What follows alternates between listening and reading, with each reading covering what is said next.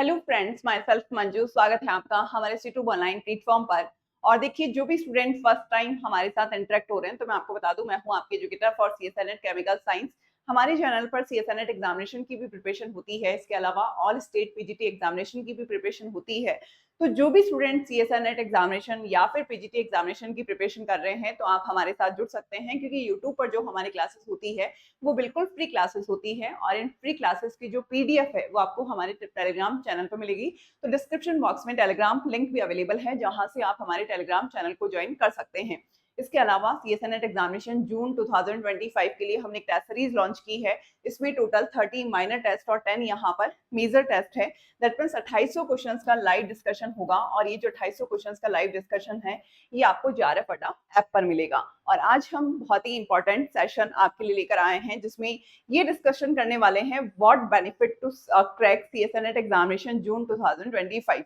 यानी कि अगर आप सीएसएनएट एग्जामिनेशन जून 2025 को क्लियर कर लेते हैं, तो इसके क्या बेनिफिट आपके लिए हो सकते हैं, आगे आपके पास क्या कैरियर अपॉर्चुनिटीज हो सकती है, आगे क्या स्कोप रह सकता है, इसी को लेकर आज हमारा ये जो डिस्कशन है वो हम करने वाले हैं। तो देखिए, सबसे पहले तो अगर आपका जून वाला एग्जाम क्लियर हो जाता है, जिसमें आपके रिजल्ट में 3 कैटेगरी आती है। एक तो है नेट ओनली, एक है यहाँ पर जेआरएफ, और एक है पीएचडी ओनली।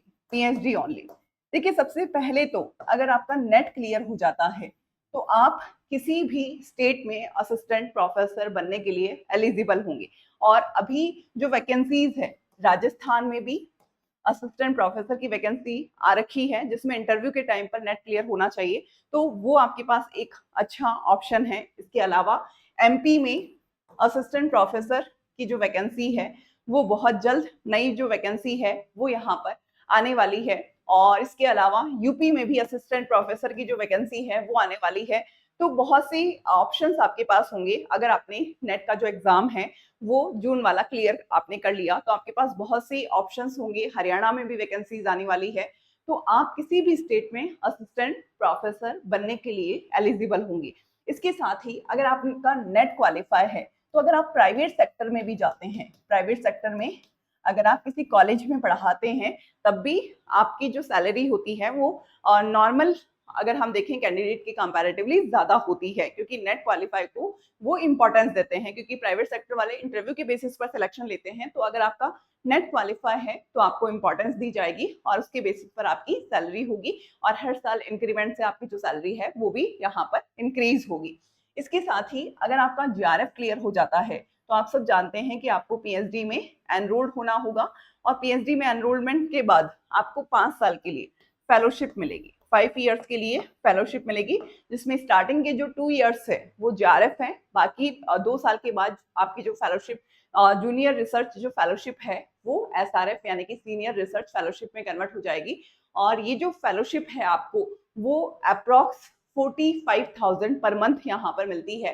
तो बहुत ही अच्छी फेलोशिप है और 5 साल के लिए है। तो 5 साल आप फाइनेंशियली इंडिपेंडेंट होकर अदर एग्जामिनेशन की भी प्रिपरेशन कर सकते हैं, साथ के साथ पीएचडी भी कर सकते हैं। चाहे आप यूपीएससी में एडमिनिस्ट्रेटिव सर्विस में जाना चाहते हैं या फिर अदर किसी सर्विस में जाना चाहते हैं, तो आप पीएचडी के साथ अपनी जो प्रिपरेशन है वो कंटिन्यूअसली कर सकते हैं। और आप में खुद में कॉन्फिडेंस होगा, क्योंकि आपको फेलोशिप मिल रही होती है।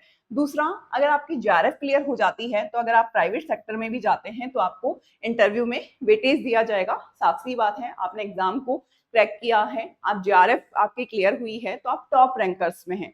टॉप रैंकर्स में हैं तो आपको यहाँ पर इंटरव्यू में भी वेटेज दिया जाएगा। तो प्राइवेट सेक्टर में भी आपको इंपॉर्टेंस दी जाएगी।